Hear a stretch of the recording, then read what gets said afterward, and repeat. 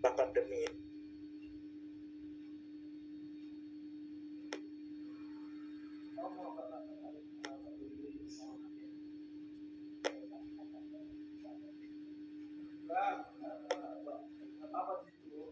Sampai dengan sekarang SMP misalnya kimia, biologi, fisika belum dibagi. Di kelas di SMA pun di kelas 10 juga begitu. Jadi anak-anak masih mengikuti pembelajaran yang sifatnya gabungan, yaitu pelajaran IPA dan IPS, sama seperti ketika di SMP. Ya, karena anak-anak ini baru selesai, atau kita semuanya baru selesai dari pandemi COVID-19. Nah, mudah-mudahan ke depan tidak akan terus pulih, sehingga pembagian fase ini bisa dimulai untuk kebebasan anak-anak memilih, mudah-mudahan bisa lebih awal. Saya pernah menanyakan itu ke dinas. Perkembangan anak-anak sekarang, jangankan di SMA, di SMP pun juga anak-anak sudah tahu ke depannya dia ingin menjadi apa, apalagi di SMA.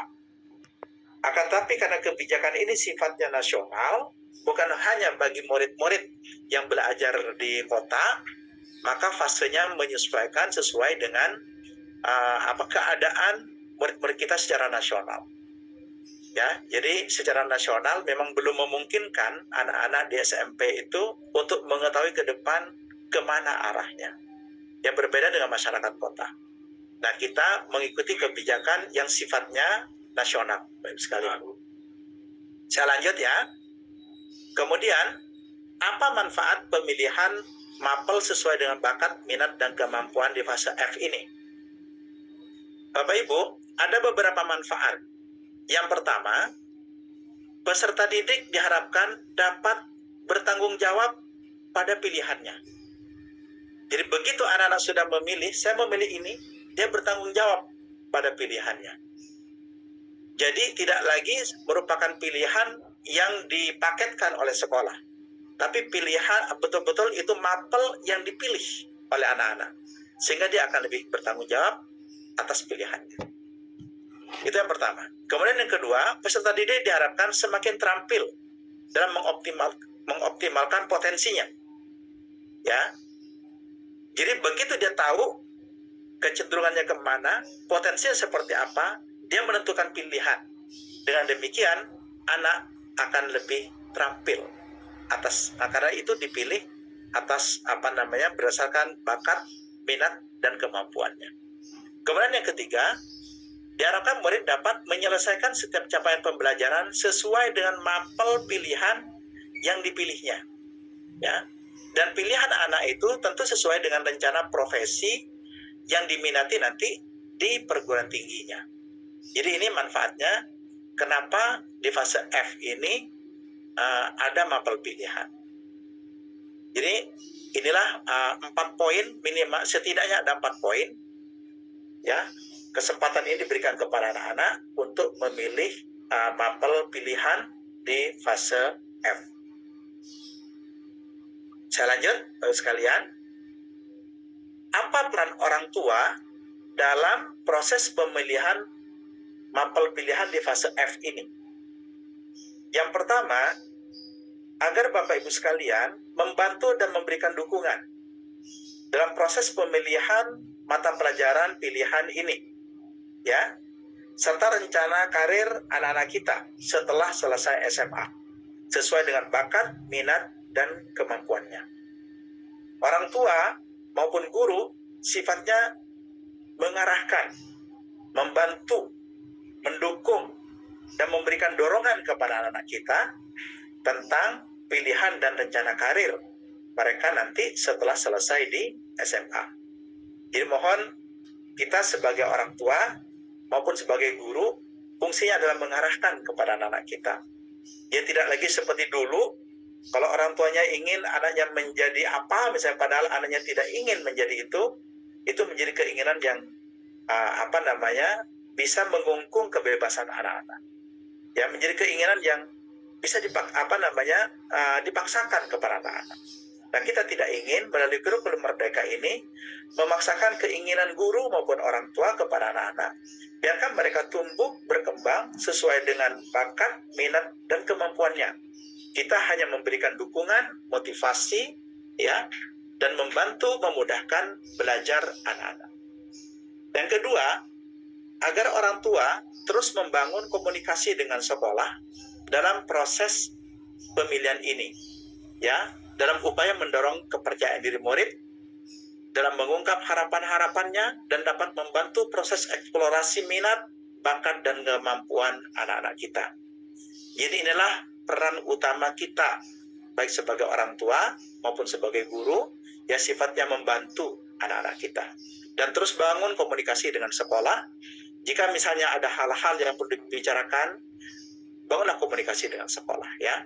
Mudah-mudahan orang tua dan sekolah ini betul-betul dapat mengantarkan anak-anak kita pada jenjang pendidikan lanjut sesuai dengan bakat, minat anak-anak kita. Kemudian, Bapak sekalian, kalau ini apa perbedaan bakat dan minat? Secara mudah kita bisa pahami bahwa bakat itu adalah kemampuan yang dimiliki oleh anak-anak yang lebih dominan, ya, sehingga anak-anak lebih cepat menguasai, lebih produktif karena memang kemampuannya seperti itu, dan terbukti kemampuan itu lebih baik dibandingkan kemampuan lain yang ada pada diri anak kita. Itulah bakat. Sedangkan minat itu ketertarikan, ya. Jadi bisa jadi anak-anak tidak bakat pada bidang studi tertentu, tapi dia tertarik pada profesi tertentu. Bisa jadi seperti itu. Ya, karena bakat dengan minat ini kadang-kadang tidak klop. Tapi kita sebagai orang tua dan sebagai guru lebih lebih cenderung mengarahkan anak-anak sesuai dengan bakatnya agar dia tumbuh sesuai dengan kemampuan dasar yang dia miliki. Apa keterampilan dominan yang ada pada diri anak kita, ya. Jadi kalau misalnya minat dengan bakatnya itu betul-betul sama, wah, anak itu akan berkembang dengan sangat bagus. Tapi kalau bakat dan minatnya anak-anak itu berbeda, maka mendahulukan bakat itu lebih baik. Karena anak-anak tidak akan terlalu lelah menggapai cita-citanya. Tapi tidak apa-apa juga kita mengikuti minat atau ketertarikan. Cuman agak sedikit lelah karena tidak didukung dengan bakatnya, ya. Jadi ini dua hal yang berbeda antara bakat dengan minat, ya. Berbeda juga dengan kemampuan. Kalau kemampuan itu kesanggupan atau kecakapan seseorang untuk melakukan beragam tugas dalam suatu kegiatan atau pekerjaan. Nah, kemampuan ini bisa dicapai melalui latihan dan sebagainya. Jadi inilah tiga perbedaan mendasar tentang bakat, minat, dan kemampuan anak-anak. Nah, anak-anak kita diharapkan dalam memilih mapel pilihan tadi itu didasarkan kepada bakat, minat, dan kemampuannya, ya. Syukur-syukur kalau minat anak itu betul-betul sesuai dengan bakatnya sehingga dia lebih ringan untuk memikul beban belajarnya, ya. Dan dengan keterlatihan anak-anak kita insya Allah akan memiliki kemampuan yang memadai untuk menyelesaikan tugas-tugasnya. Bapak sekalian, saya lanjut. Apa saja persiapan teknis sekolah untuk memasuki fase F ini?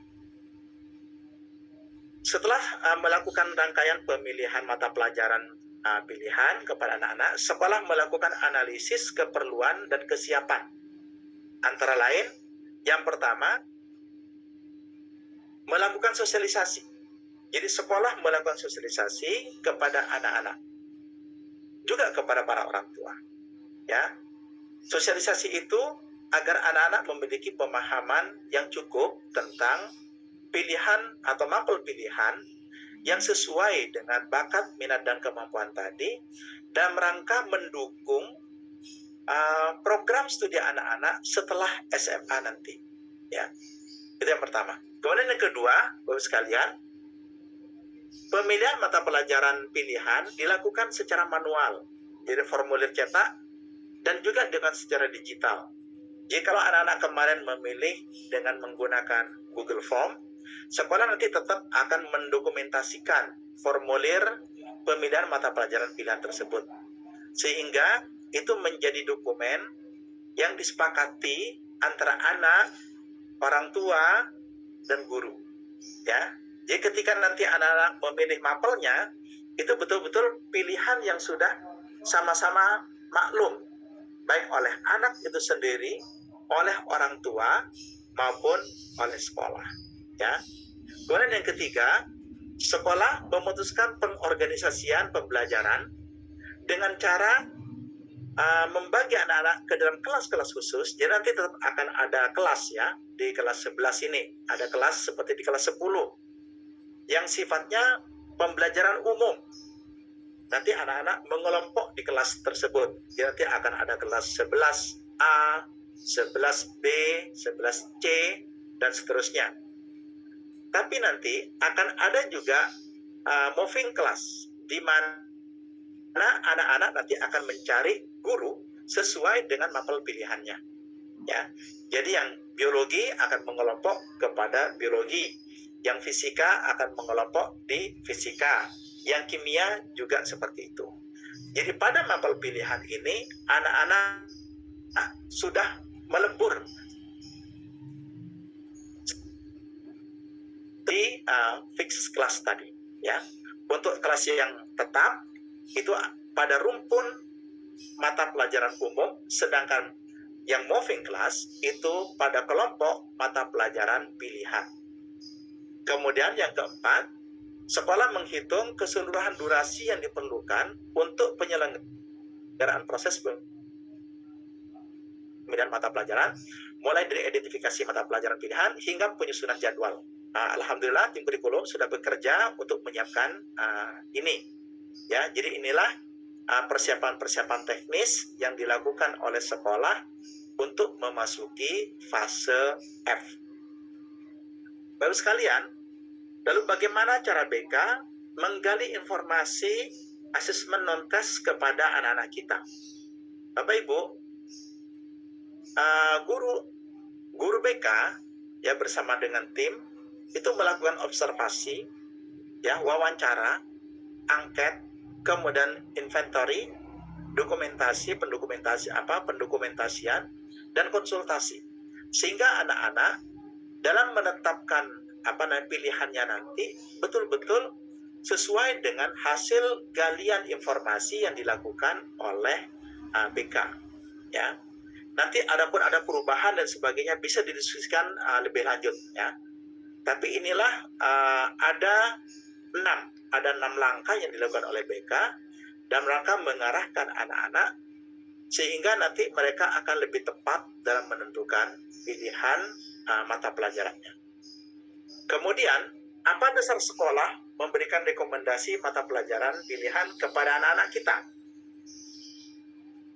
Bapak sekalian, yang pertama, sekolah mengambil referensi dari hasil psikotes anak-anak kita.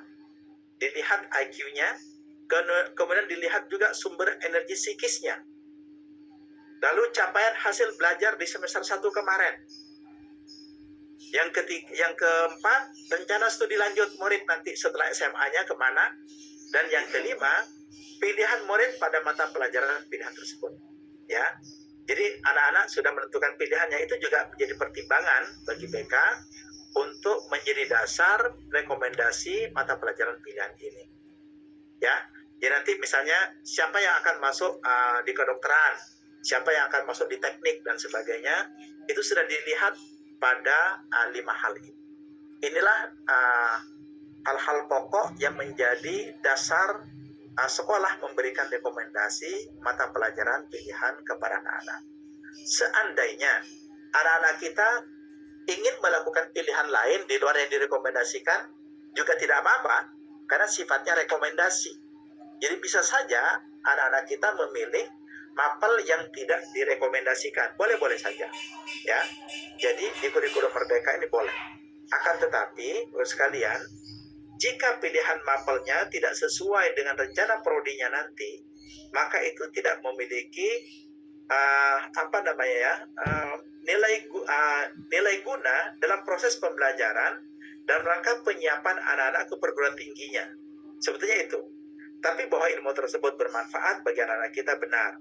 Misalnya ada saja anak-anak yang hobi misalnya dengan biologi, padahal dia sebetulnya dia nanti tidak ngambil di kedokteran, mungkin dia ngambilnya di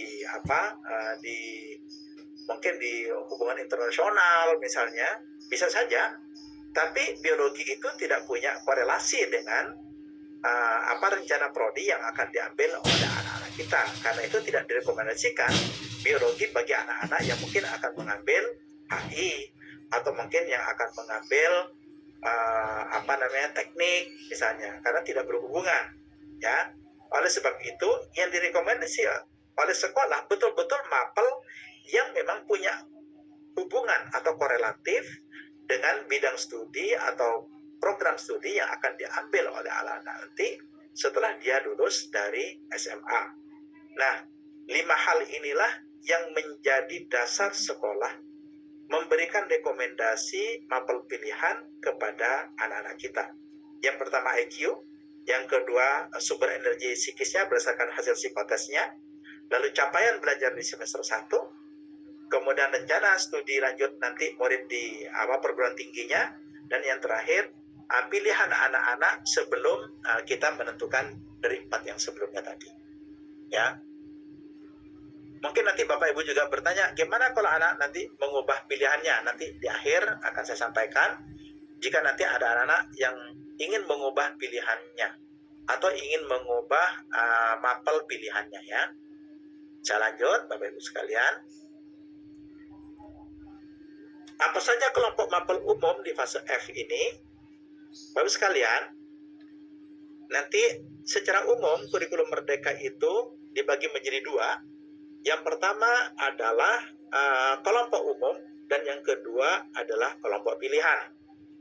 Kelompok umum adalah mata pelajaran yang wajib diikuti oleh seluruh murid, ya, baik yang kelompok sains, kelompok saintek maupun kelompok sosum maupun kelompok bahasa.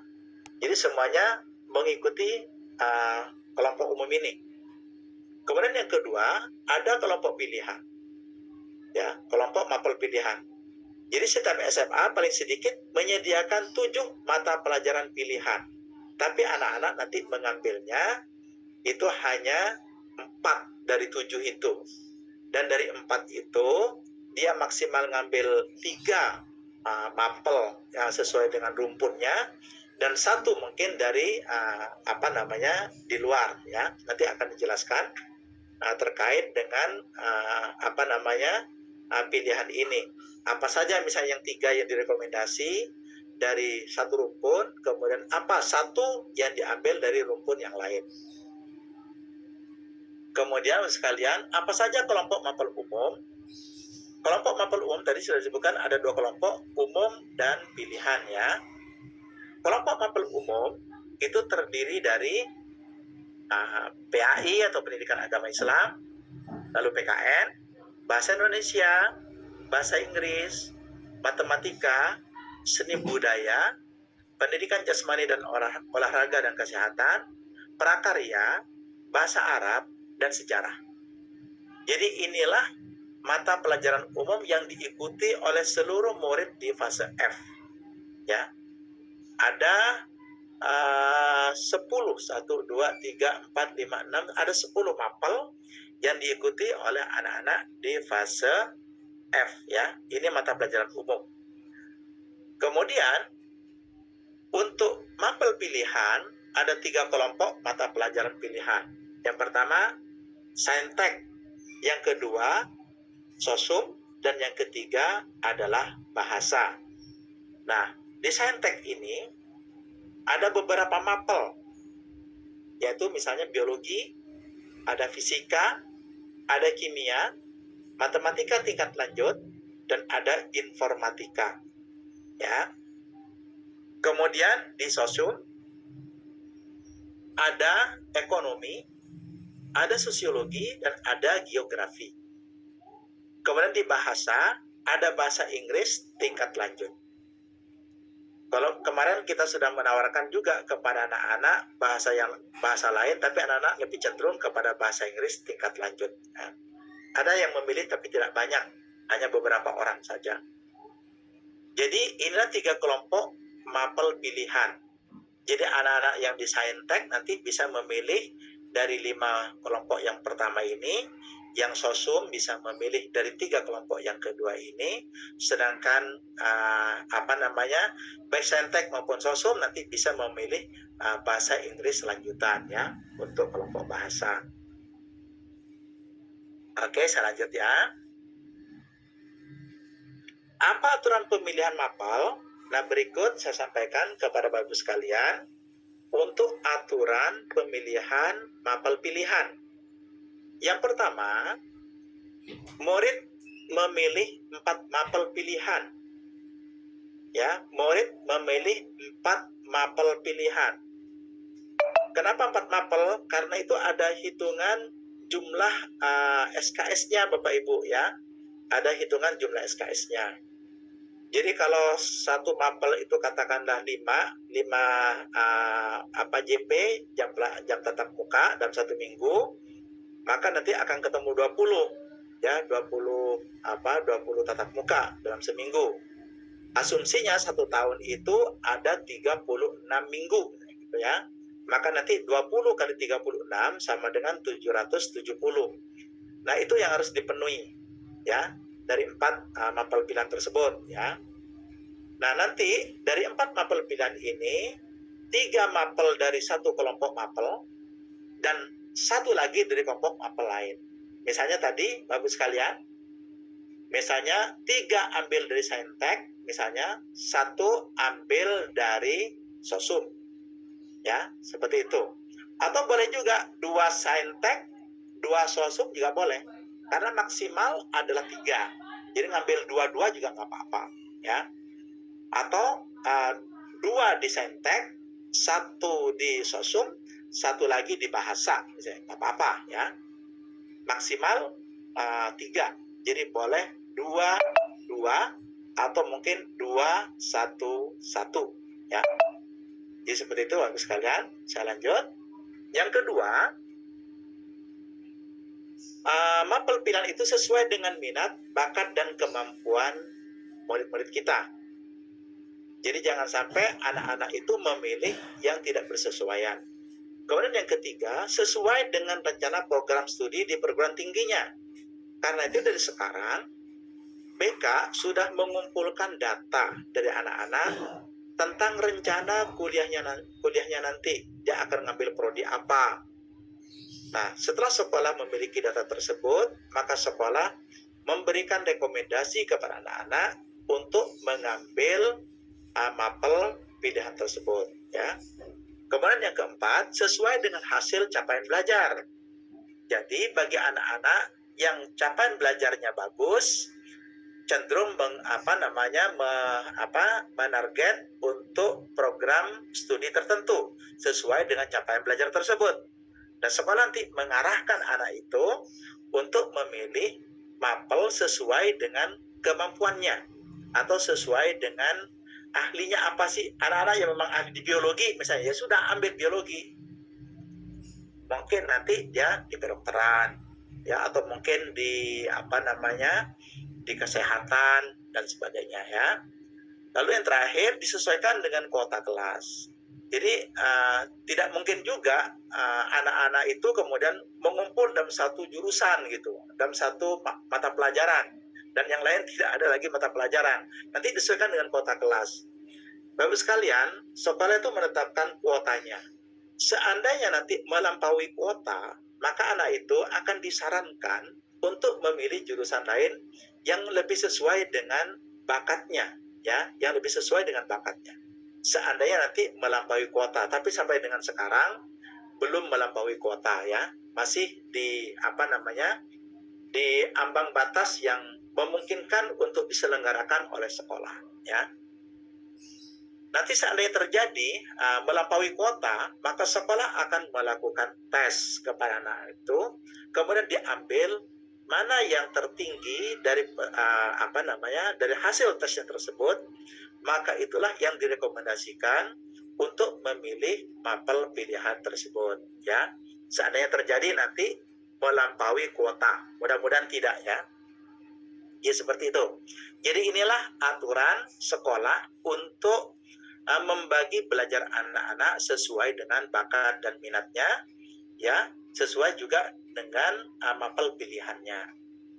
Jadi yang pertama sekalian saya ulang kembali, anak-anak itu memilih 4 mapel, ya, maksimal 3 mapel di satu kelompok mapel pilihannya, dan bisa dimasukkan 1 dari mapel lainnya. Atau karena ini maksimal, ya, boleh 2 boleh, atau 3 1 juga boleh, nggak apa-apa. Yang kedua, harus sesuai dengan minat, bakat, dan kemampuannya. Jangan sampai anak-anak kita tuh memilih tidak sesuai minat, bakat, dan kemampuannya. Dan yang ketiga, sesuai dengan rencana prodinya nanti di perguruan tinggi. Jadi kalau dia ingin masuk di kedokteran atau mungkin masuk di teknik, nanti jangan sampai salah pilih. Pilihlah mapel yang sesuai dengan prodinya, ya. Yang ketiga, sesuai dengan hasil capaian belajarnya. Jadi kalau memang ada anak-anak yang ya katakan jeblok jadi ekonomi, ya susah untuk mengambil ekonomi, ya. Dia memilih yang lebih memungkinkan, ya. Atau mungkin ada anak yang jeblok di fisikanya misalnya. Nanti jangan kemudian dia mengambil di teknik, nanti di perguruan tingginya anak-anak akan menghadapi kesulitan yang luar biasa, ya. Kemudian yang terakhir, disesuaikan dengan kuota kelas, ya. Kenapa sesuai dengan kuota kelas? Karena kami juga memiliki keterbatasan guru, keterbatasan jumlah kelas, ya. Jadi itu sekolah harus memanage seperti itu. Jadi inilah 5 poin untuk aturan pemilihan mapel di SMA 2. Saya lanjut, Bapak Ibu. Ini contoh rekomendasi pilihan mapel, ya, atau saran rekomendasi buat murid. Misal, murid ingin memilih prodi kedokteran, farmasi, gizi atau kesehatan, ya. Apa saran mata pelajaran pilihannya? Alternatif 1, anak-anak mengambil biologi, kimia, matematika tingkat lanjut, ya, bukan matematika umum, ya, tapi matematika tingkat lanjut, dan juga bisa memasukkan 1 sosiologi. Karena di kedokteran juga anak-anak membutuhkan pelajaran sosiologi. Ini alternatif 1. Alternatif 2, anak-anak bisa mengambil biologi, kimia, sosiologi, dan ekonomi. Kenapa? Karena di kedokteran juga anak-anak bisa membutuhkan kemampuan di pelajaran ekonomi. Seperti itu. Sehingga yang dipilih tetap 4, ya, biologi, kimia, matematika, sosiologi, atau biologi, kimia, sosiologi, dan ekonomi, ya. Atau mungkin anak-anak kita ingin memilih prodi hukum misalnya. Jadi saran mata pelajaran yang ambil ekonomi karena ada hukum ekonomi, sosiologi, informatika anak-anak pasti butuh, dan bahasa Inggris tingkat lanjut misalnya. Gimana Pak kalau yang prodi hukum anak-anak ingin mengambil misalnya ingin mengambil contoh ingin mengambil di ekonomi sudah nggak ambil, di biologi karena dia hobi, ya nggak apa-apa, ya nggak apa-apa. Cuman kalau biologi itu mungkin hubungannya dengan prodi hukum ya tidak terlalu korelatif gitu, ya. Jadi silakan nanti sekalian kita tetap akan membangun konsultasi antara orang tua dengan sekolah terkait dengan pemilihan mapel pilihan ini, ya. Ini contoh saja, ya. Kemudian ini kriteria pembatasan mata pelajaran pilihan, Bapak Ibu, ya. Mohon diperhatikan oleh kita semuanya. Jadi kuota tiap mata pelajaran pilihan dibatasi sebanyak 68. Misalnya biologi itu dibatasi 68, Bapak Ibu. Kemarin sekolah sudah memapping itu, kalau 68 dibagi 2 itu 34, ya. 34 selama ini kami mengambil kelas itu 32 sebetulnya. Tapi bisa menjadi 34 itu dengan hanya ditambah 1 baris lagi, dikurangi di posisi meja guru dan depan pintu. Jadi satu kelas itu bisa memuat 34 maksimal, tidak boleh lebih dari itu. Nah, karena itu sekolah menetapkan maksimal 68. Itu dibagi menjadi 2 kelas, ya. Kemudian ini yang pertama Bapak Ibu ya. Nanti silakan kalau ada mau bertanya terkait dengan ini monggo.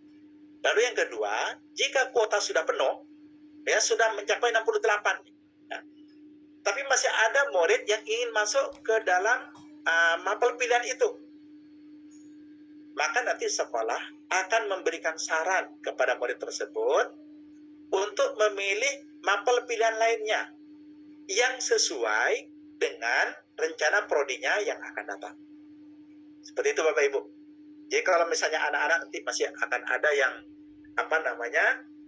memilih mapel pilihan tertentu padahal kuotanya sudah penuh, akan disarankan untuk memilih mapel pilihan lain yang masih bersesuaian dengan rencana prodinya yang akan datang. Kemudian kalau misalnya juga enggak Pak, saya tidak mau yang lain, masih mau ini, misalnya gitu kan, kita ambil langkah yang ketiga Bapak Ibu. Jadi jika satu mata pelajaran pilihan terlalu banyak peminatnya nih, tadi masih tetap ingin di peminat tersebut, maka sekolah akan melakukan pemeringkatan nilai dari mapel tersebut. Nanti sekolah kemudian akan mengambil yang lebih tinggi untuk masuk kepada mapel pilihan tadi, ya, seandainya terjadi. Tapi sampai dengan sekarang, Bapak-Ibu sekalian, setelah kita mapping, itu tidak terjadi seperti itu ya.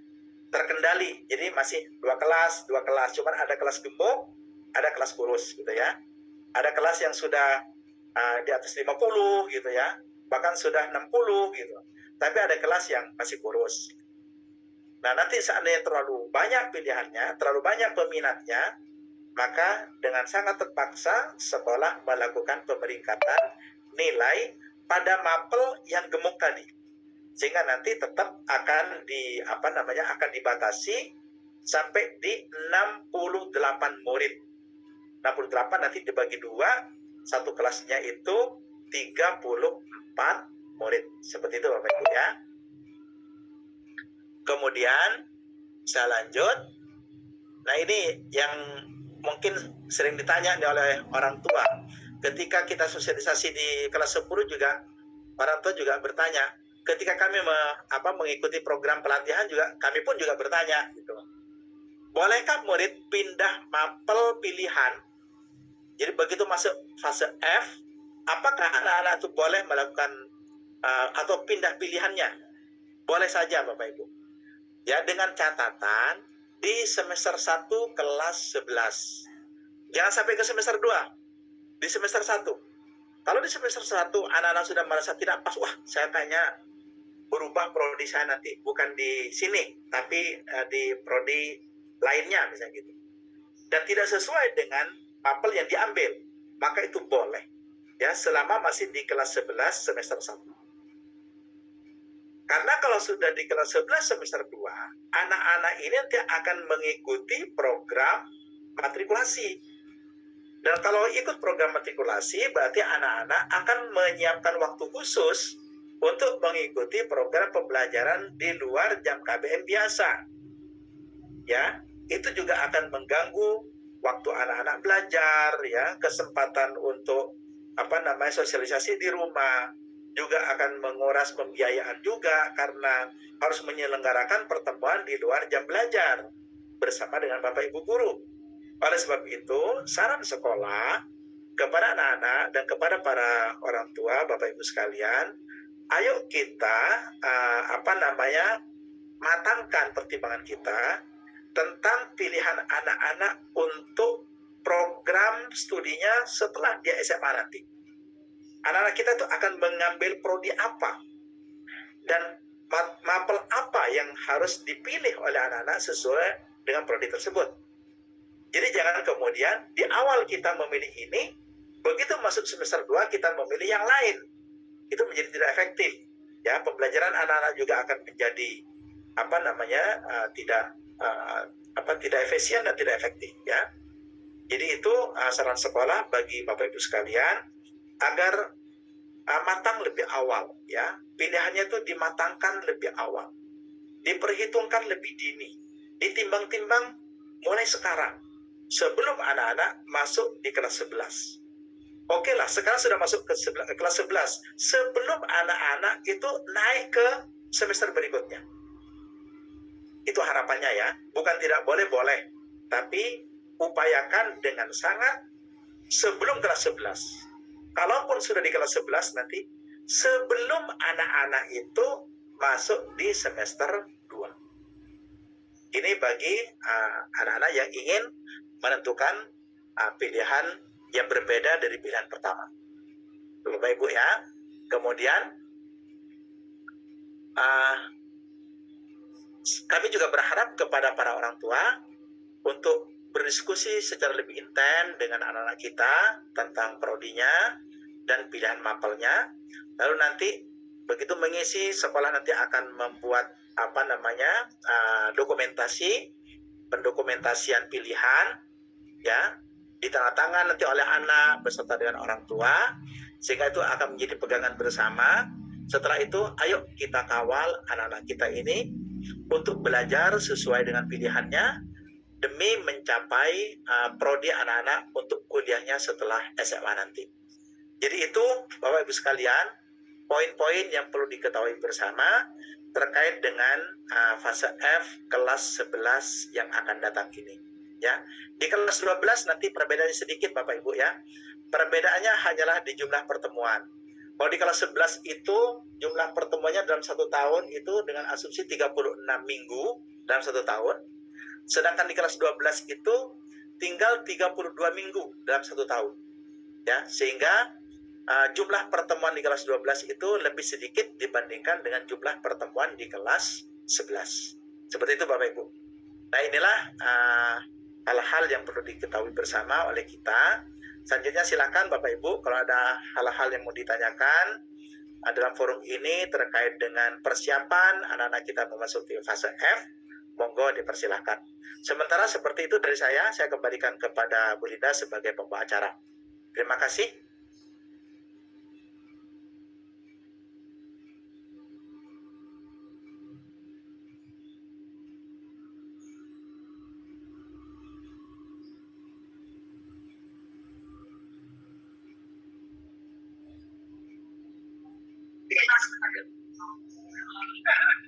Silakan Bu Linda.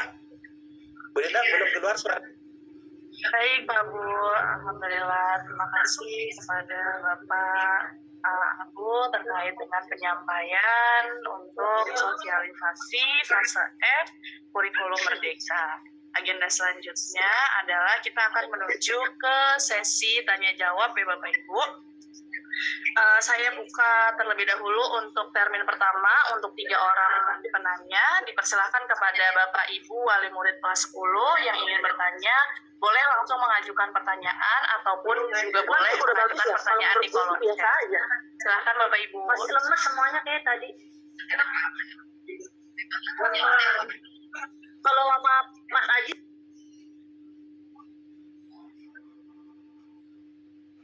Silakan Bapak Ibu, apakah ada yang ingin bertanya terkait dengan sosialisasi yang sudah disampaikan tadi oleh Bapak Abu?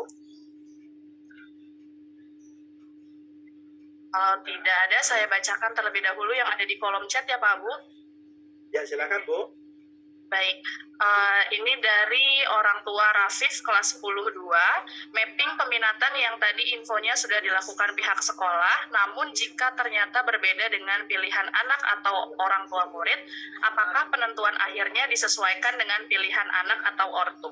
Begitu Pak.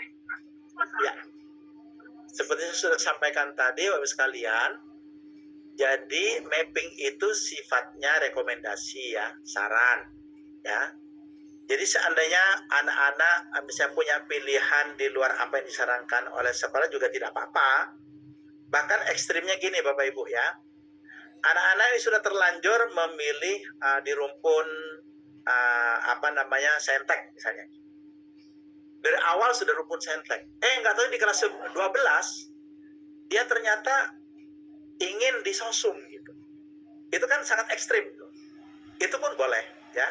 Karena pemilihan mapel itu bukan menjadi syarat bagi anak-anak untuk pemilihan prodi. Jadi boleh-boleh saja, tidak sesuai dengan apa yang sudah di-mapping oleh sekolah. Yang penting anak-anak kita tahu tujuannya, untuk apa dia memilih mapel pilihan tersebut. Jadi itu dulu. Kenapa dia memilih mapel pilihan tersebut? Itu yang harus dipertanggungjawabkan oleh anak-anak atas pilihannya. Adapun nanti korelasi antara pilihan dengan prodi misalnya nanti tidak bersesuaian, itu risiko pilihan. Karena sekolah sudah memberikan saran. Kalau kamu mau kuliah di ini, maka sarannya adalah ini. Kalau nanti mengambil di prodi ini, sarannya adalah ini. Nah, seperti itu ya. Nah, kemudian tadi, kalau misalnya ternyata di sebuah pilihan, mapel pilihan tertentu, terjadi minat yang sangat tinggi dari anak-anak sampai mencapai 70 misalnya gitu. Sementara kemampuan sekolah adalah 2 kelas. Dan maksimal dari 2 kelas itu per kelasnya ada 34. Saya tadi batasi menjadi 68 ya. Di file keberapa itu saya batasi menjadi 68. Coba saya buka kembali. Nah, saya batasi menjadi 68. Ternyata peminatnya sampai dengan 74 misalnya gitu. Berarti kan lebih 6 tuh. Anak-anak kita lebih 6 untuk minat ini. Maka yang 6 tersebut ya, yang 6 tadi akan diuji oleh sekolah, akan diberikan tes, sehingga nanti siapa yang memungkinkan untuk masuk kepada yang 68, maka dia nanti akan dimasukkan ya. Misalnya dari pemeringkatan tersebut misalnya, ternyata si A dan si B ini memungkinkan untuk masuk ke yang 68, ya sudah dia masuk ke yang 68, berarti sisanya nanti memilih pilihan lainnya. Ini ada di poin yang di sini Bapak Ibu ya. Jika kuota sudah penuh, maka murid akan disarankan untuk memilih mapel pilihan lain. Kalau nggak juga mau pilihan lain, maka sekolah nanti akan melakukan pemeringkatan nilai dari mapel yang dipilih oleh anak-anak tadi. Sehingga akan menjadi fair, yang terpilih berdasarkan hasil yang tertinggi. Seperti itu ya, karena anak itu mungkin tidak mau dengan mapel pilihan lainnya. Tapi nggak usah khawatir ya, sampai dengan sekarang belum melampaui 68 Bapak Ibu ya, belum melampaui 68. Ini kemungkinan jika terjadi, maka sekolah akan memberikan saran untuk memilih mapel lainnya, atau yang kedua, sekolah akan melakukan pengetesan kepada anak tersebut, dan yang lebih tinggi nilainya, maka dia yang dimasukkan ke dalam mapel pilihan tadi. Seperti itu. Baik, silakan ada pertanyaan berikutnya. Baik, terima kasih Pak Bu. Pertanyaan selanjutnya ada dari Ibu Yulia, orang tua murid dari Arli kelas 10-1 Pak Bu. Beliau menanyakan, apabila kami ada hasil psikotes yang baru, apakah masih bisa mengubah pilihan? Karena pilihan terdahulu tidak sesuai arahan dari hasil psikotesnya Pak. Oh iya, baik. Seandainya ada hasil psikotes baru, apakah bisa dijadikan pertimbangan terakhir atau pertimbangan terkini terkait pilihan anak-anak? Bisa, ya bisa. Jadi misalnya gini, hasil psikotes terdahulu bisa rekomendasinya ke katakanlah ke bidang studi tertentu atau ke prodi tertentu nantinya. Lalu hasil psikotes yang terbaru itu ternyata tidak bisa, itu dijadikan pertimbangan untuk memilih pilihan yang berbeda dari yang sebelumnya. Seperti itu ya. Cuman sekolah mensyaratkan agar menggunakan lembaga pengujian psikotes yang kredibel ya, yang direkomendasikan oleh sekolah. Ya silakan nanti menggunakan lembaga pengujian psikotes ini yang direkomendasikan oleh sekolah atau yang kredibel lah. Tidak harus sama ya lembaganya dengan yang dipilih oleh sekolah, seperti itu. Baik, terima kasih Bu Yulia atas pertanyaannya. Baik, saya lanjutkan ya Pak Bu. Baik. Ini untuk Ibu Mila, jadi mungkin tadi sudah terjawab ya Bu Mila. Tadi Bu Mila menanyakan terkait dengan yang sebelumnya Pak Bu jawab terkait dengan kuota ya Pak Bu. Di sini Ya. Bu Mila menanyakan bahwasannya jadi sistemnya siapa cepat dia dapat ya Pak. Jadi tadi sudah terjawab ya Pak Bu bahwasannya akan diperingkatkan sesuai nilai ya Pak Bu. Ya, bukan siapa cepat Bu, Ya. tapi siapa yang nilainya lebih tinggi, maka dialah yang direkomendasikan untuk masuk, seperti itu. Oh, baik, dilanjutkan oleh Ibu Memi di sini. Apakah ada tes minat dan bakat yang difasilitasi oleh sekolah sebelum pemilihan mapel kelas 11, Pak? Baik, terima kasih. Selama ini kita masih menggunakan hasil psikotes kelas 10 anak-anak yang terdahulu, ya. Jika nanti ada kalau sampai dengan 30 orang, ya, sampai dengan 30 orang itu bisa difasilitasi oleh sekolah, ya, bisa difasilitasi oleh sekolah dengan biaya yang lebih murah. Tapi kalau kurang dari 30 orang itu biayanya agak tinggi. Untuk pembiayaan nanti mungkin Bu Lulu bisa menjelaskan. Kalau hadir Bu Lulu, ya, Bu Lulu hadir nggak? Jika misalnya nanti ada katakanlah 30 anak, misalnya Pak kita ingin psikotes untuk hasil yang paling mutakhir, misalnya seperti apa, nggak apa-apa, nanti bisa diselenggarakan di sekolah dengan biaya yang insya Allah lebih murah daripada kalau melaksanakan perseorangan seperti itu. Baik, saya lanjutkan lagi ya Pak Bu, masih ada 3 pertanyaan lagi Pak Bu. Di sini dari orang tua Boma kelas 10-4. Jadi beliau mengatakan bahwasannya Boma ini minat ke jurusan elektro, tapi kemarin katanya kuota bahasa Inggris kuotanya full. Jadi oleh pihak BK diminta alternatif lain, sedangkan anaknya berminat ke jurusan elektro. Nantinya di jenjang universitas, jadi mungkin mau ambil bahasa Inggris untuk menunjang jurusan itu ya Pak Bu, teknik elektro. Jadi anak ini bingung karena dia hanya berminat masuk ke jurusan tersebut. Mohon solusinya Pak. Iya, untuk bahasa Inggris, oke. Bahasa Inggris ini memang bahasa Inggris lanjutan ya. Ini kita baru ada SDM-nya 1. Jadi kebutuhan lembaga kemarin memang 1. Ya karena itu dibatasi cukup 2 kelas ya. Kalau 1 kelas atau 2 kelas saya lupa itu ya. Yang jelas memang kuotanya terbatas untuk bahasa Inggris ini. Sehingga sekalian untuk bahasa Inggris ini saya pikir anak-anak kita juga mudah ya untuk bisa mengambil program itu di luar sekolah ya, sehingga kalaupun di sekolah dia sudah kehabisan kuota bisa dikejar di luar sekolah. Dan nanti anak yang mengambil apa tadi? Teknik elektro Pak Bu. Kalau teknik elektro nanti kan dia kemungkinan akan mengambil di matematika lanjut, kemudian dia mengambil di fisika, lalu dia mengambil bisa di ekonomi juga ya, bisa di sosiologi juga ya, karena teknik elektro juga memerlukan pemahaman tentang ekonomi, dan teknik elektro juga mungkin dia juga memerlukan sosiologi ya, karena sosiologi itu masuk kemanapun, bisa masuk kemanapun seperti ekonomi itu ya. Jadi seperti itu sarannya. Karena di bahasa ini memang kalau sudah habis kuotanya ya, nanti ya terpaksa untuk yang bahasa Inggris tingkat lanjut ini harus melalui penyaringan tes. Nanti siapa yang terbaik di situ dia masuk di tingkat lanjut ya. Berarti yang di bawahnya nanti cukup menekuni bahasa Inggris yang umum. Karena bahasa Inggris tetap ada bahasa Inggris umum, ada bahasa Inggris tingkat lanjut. Jadi kalau yang menekuni yang bahasa Inggris umum, ya insya Allah juga sudah cukup ya.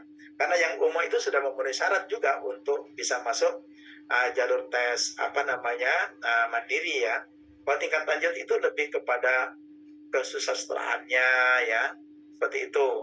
Jadi nggak apa-apa Bunda, dengan bahasa Inggris yang umum sebetulnya memadai anak-anak kita untuk bisa masuk ke teknik elektro. Tidak harus ke bahasa Inggris tingkat lanjut, seperti itu.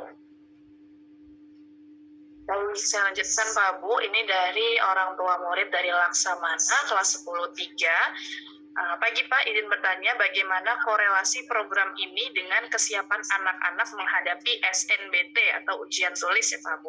Karena SNBT tahun ini menggunakan soal-soal jenis TPS. Ya, Bapak sekalian, pengelompokan mapel ini memang untuk mempersiapkan anak-anak di ujian tulis. Ya, mempersiapkan anak di ujian tulis, kemudian bagaimana anak-anak juga lebih siap ketika mengikuti program pembelajaran di perguruan tinggi. Ada dua hal yang sangat penting untuk ujian tulis itu. Yang pertama ialah tes potensi, tes kompetensi akademik dan tes potensi skolastiknya. Nah, dua inilah yang dikuatkan oleh SMA untuk persiapan anak-anak memasuki perguruan tinggi melalui jalur tes. Seperti sekarang, ini anak-anak kelas 12 ya yang akan keluar ini mengikuti program pembelajaran. Kita bekerja sama dengan Bimbel UI untuk pendalaman baik di kompetensi akademiknya maupun di potensi skolastiknya. Jadi bagi anak-anak nanti yang akan memasuki perguruan tinggi melalui jalur tes harus menguatkan di dua hal tersebut ya. Sedangkan pemilihan jurusan ini hubungannya dengan akademiknya ya. Jadi di akademiknya nanti anak-anak kan seperti fisika, kimia dan sebagainya itu di akademiknya, sedangkan lainnya ada di skolastiknya. Dua-duanya nanti insya Allah sama-sama akan difasilitasi oleh sekolah. Ya. Jadi apa yang kita bicarakan ini dalam rangka pertama, bagaimana anak-anak lebih siap untuk mengikuti perguruan tingginya nanti, agar sesuai apa yang dipelajari dengan sekarang, sesuai dengan prodi yang akan diambil nanti di perguruan tinggi. Ya. Kemudian yang kedua, agar anak-anak di fase F ini lebih nyaman dan dia bertanggung jawab dengan pilihan. Kalau sebelumnya Bapak Ibu, anak-anak mau masuk kedokteran pun, anak-anak kan tetap belajar fisika kan. Padahal fisika itu kan nggak ada hubungannya dengan kedokteran. Gitu. Anak-anak yang masuk di teknik pun, anak-anak belajar biologi juga sama kimia tuh. Padahal itu mungkin korelasinya juga sangat sedikit dengan teknik gitu. Nah, di kurikulum Merdeka ini didekatkan antara pilihan anak-anak dengan prodi yang akan diambil oleh anak setelah SMA nanti. Jadi sebetulnya kurikulum yang sangat menguntungkan ya bagi anak-anak dan bagi sekolah. Karena sejak dini di kelas 11 anak-anak sudah diajak untuk menyesuaikan dirinya dengan prodi yang akan diambil nanti. Ini berbeda sekali dengan K13 Bapak Ibu. Bayangkan coba K13 sekarang. Anak IPA belajar apa saja. Cocokkan kemudian dengan pilihan prodinya. Ada berapa mapel tuh yang nggak sesuai dengan rencana prodinya itu. Ada 2 mapel tuh nggak sesuai itu. Anak kedokteran, dia sudah apa ini hubungannya dengan fisika nih. Anak teknik, hubungannya ini dengan biologi. Masih seperti itu kan? Nah, di kurikulum Merdeka ini justru kita mengantisipasi hal tersebut sehingga apa yang dipelajari oleh anak-anak betul-betul yang bermanfaat, berdaya guna, yang relevan, korelatif dengan pilihan anak-anak di perguruan tingginya. Seperti itu, Bun. Ya, kita bersyukur nih kebijakan baru kurikulum Merdeka ini sudah anak-anak ini sudah dari awal sudah diarahkan sesuai dengan pilihan prodinya nanti. Seperti itu, Bu Dinda. Baik Pak Bu, ini ada satu pertanyaan terakhir ya Pak Bu dari orang tua Dava kelas 10-2. Ada 2 pertanyaan Pak Bu. Ya, yang pertama Bunda Dava meminta untuk dijelaskan lagi terkait dengan paparan contoh pemilihan tadi. Kalau nggak salah yang halamannya warna putih. Sama satu lagi Pak Bu, apakah di fase F masih ada pengerjaan proyek Pancasila? Apakah proyek yang dipilih harus sesuai mata pelajaran pilihannya atau mapel prodinya? Terima kasih. Ya, terima kasih atas pertanyaannya. Ini contohnya Bu ya. Misalnya anak-anak sekarang ngambil di yang banyak itu kan kedokteran, teknik gitu kan. Kemudian hukum gitu anak-anak ya. Ini saya ambil yang umum-umum aja nih, yang cenderung menjadi pilihan anak-anak ya. Nanti silakan kalau Bapak Ibu, Pak, anak saya masuk ke sini kira-kira apa ya prodinya ya, monggo ya. Contoh seperti ini. Anak-anak yang ngambil kedokteran, sekolah merekomendasikan pertama biologi kimia. Di alternatif kedua juga ada biologi kimia tuh.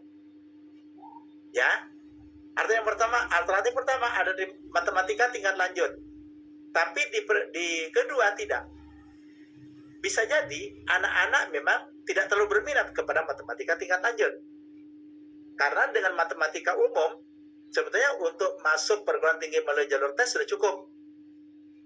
Gitu ya. Karena itu apa? Oh, mungkin anak-anak minat kepada sosiologi. Karena untuk menjadi dokter pun anak-anak juga perlu ilmu sosiologi yang cukup, misalnya gitu. Nah, itu direkomendasikan sosiologi di sini sebagai pembanding dari matematika tingkat lanjut, ya. Tapi di pertama ada sosiologi juga nih, ada ekonomi yang kedua. Karena di kedokteran, farmasi atau gizi, dan juga memerlukan disiplin ilmu ekonomi nanti. Nah, itu direkomendasikan ilmu ekonomi. Tinggal mana yang lebih pas, silakan dipilih nanti. Pilih 4. Mungkin apakah yang pertama biologi kimia, atau mungkin biologi kimia, matematika sama ekonomi, nggak apa-apa juga, ya.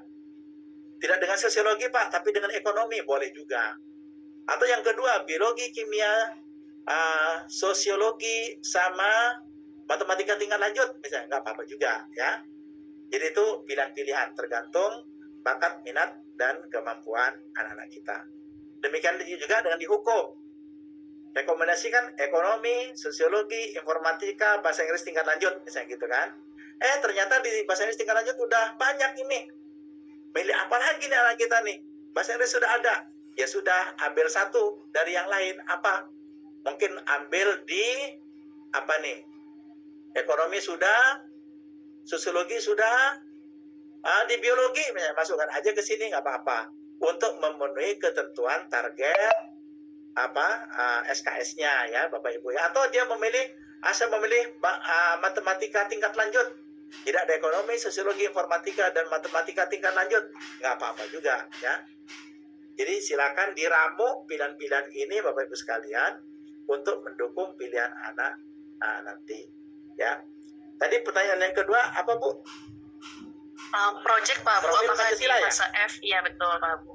Apakah masih terdapat project, dan apakah projectnya harus sesuai dengan mapel pilihan?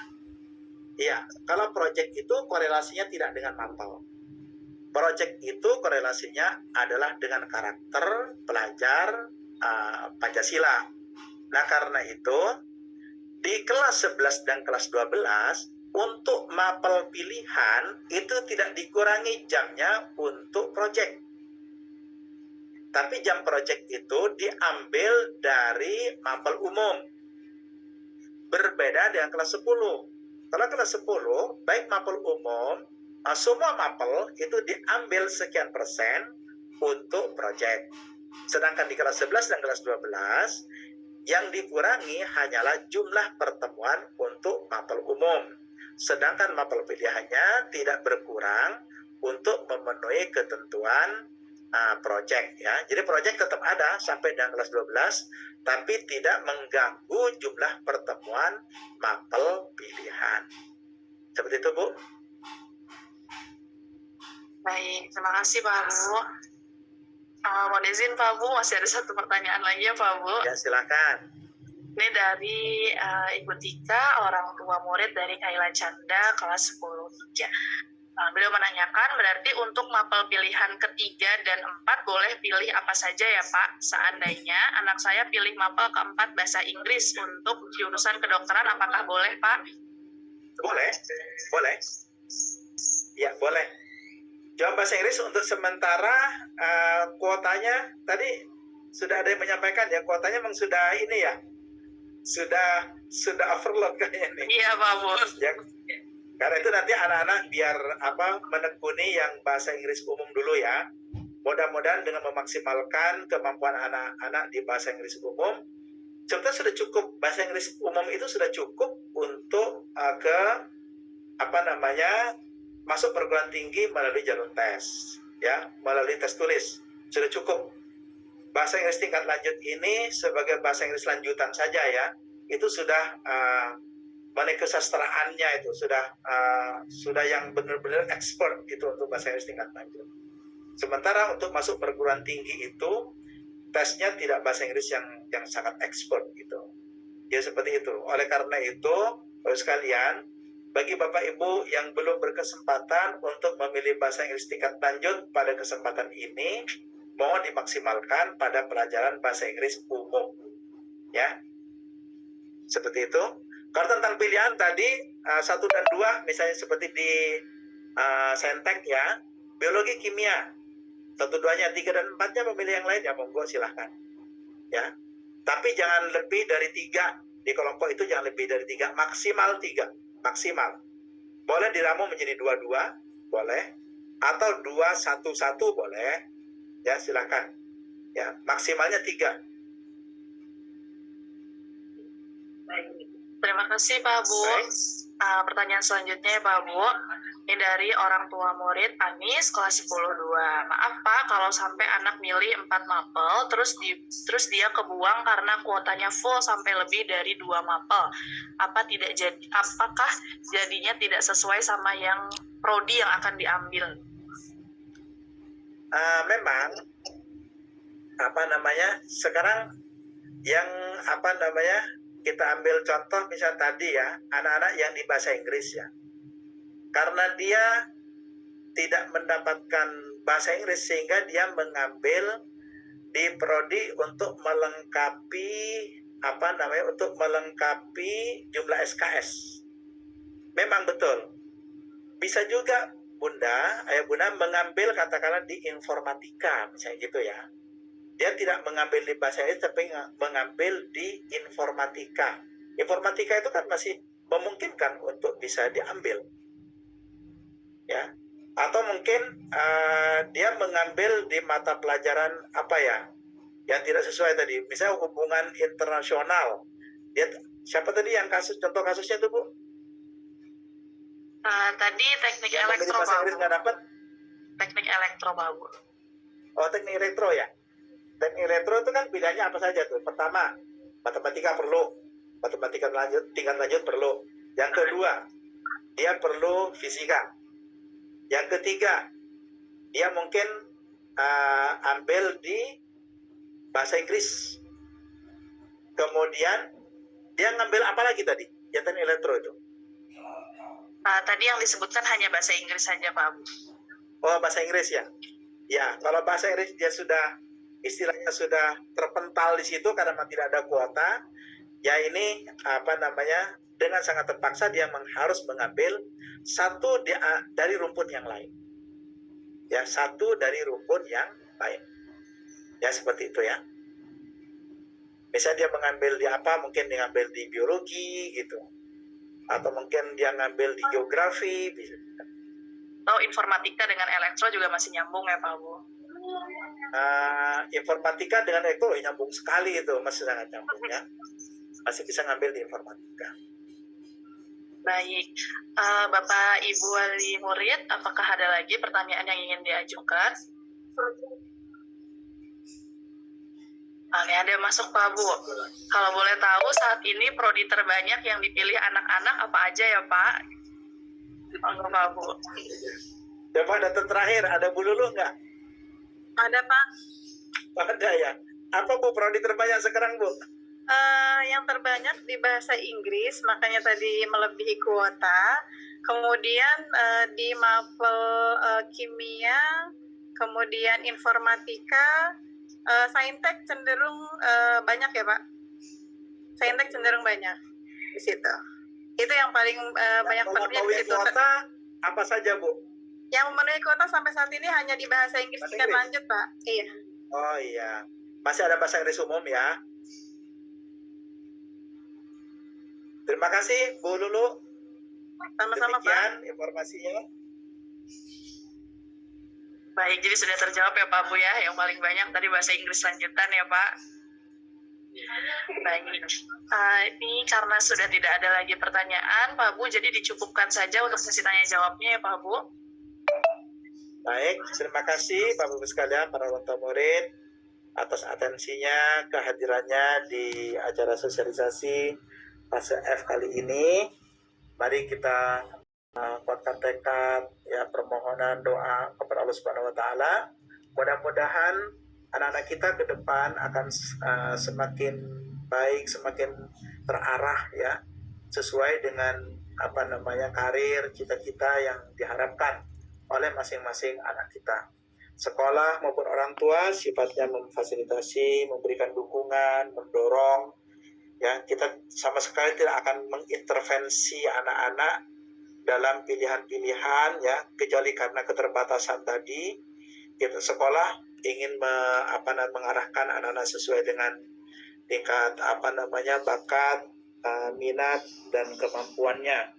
Karena itulah sejatinya fungsi pendidikan agar anak-anak betul-betul bisa berkembang dengan sesuai dengan kepribadian masing-masing. Seperti itu. Dan saya berpesan juga kepada Bapak Ibu orang tua murid, jika anak-anak kita itu belum ajak dalam menentukan pilihan, ayo dari sekarang mulai dipastikan pilihan itu. Jangan sampai terlambat, apalagi sampai memasuki semester 2 kelas 11, karena itu akan merepotkan Ananda, akan menghabiskan waktu, akan membutuhkan biaya untuk kegiatan matrikulasi. Jadi lebih cepat mengambil keputusan pilihan untuk anak-anak kita itu akan lebih bagus dan lebih dini terarah anak-anak kepada prodinya yang akan datang. Seperti itu ya. Bangun komunikasi yang intens antara orang tua dengan anak. Insya Allah sekolah dengan anak-anak melalui BK dan wali kelasnya terus kita akan intens membangun komunikasi. Bangun juga komunikasi yang intens antara orang tua dengan BK, ya. Dan jika suatu saat dengan sangat terpaksa harus ada perubahan dan lain sebagainya, tetap komunikasikan dengan sekolah. Sekolah akan memberikan saran yang terbaik untuk anak-anak kita sehingga lebih bersesuaian dengan prodi yang akan diambil pada masa yang akan datang. Seperti itu, terima kasih sekali lagi, selamat menunaikan ibadah puasa.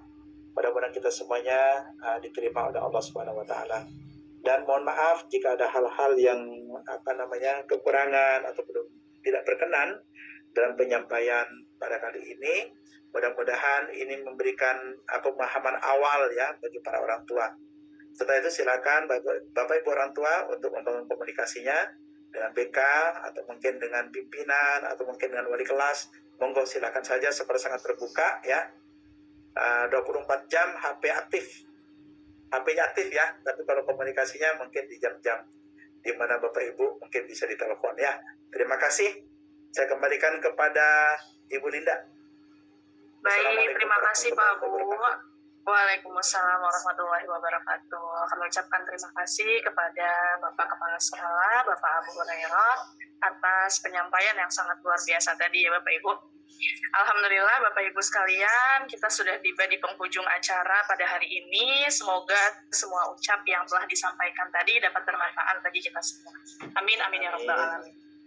Baik Bapak Ibu, untuk mengakhiri kegiatan kita pada hari ini, marilah sama-sama kita akhiri dengan mengucap lafaz hamdalah, alhamdulillahirabbil alamin. Dilanjutkan dengan doa kafaratul majelis, subhanakallahumma wa bihamdika asyhadu an la ilaha illa anta astaghfiruka wa atubu ilaik. Saya selaku MC pamit undur diri, mohon dimaafkan segala kata-kata dan perbuatan yang kurang berkenan. Billahi taufiq wal hidayah. Wassalamualaikum warahmatullahi wabarakatuh. Waalaikumsalam warahmatullahi wabarakatuh. Terima kasih banyak Pak Bu, Bapak Ibu. Terima kasih banyak Bapak Ibu.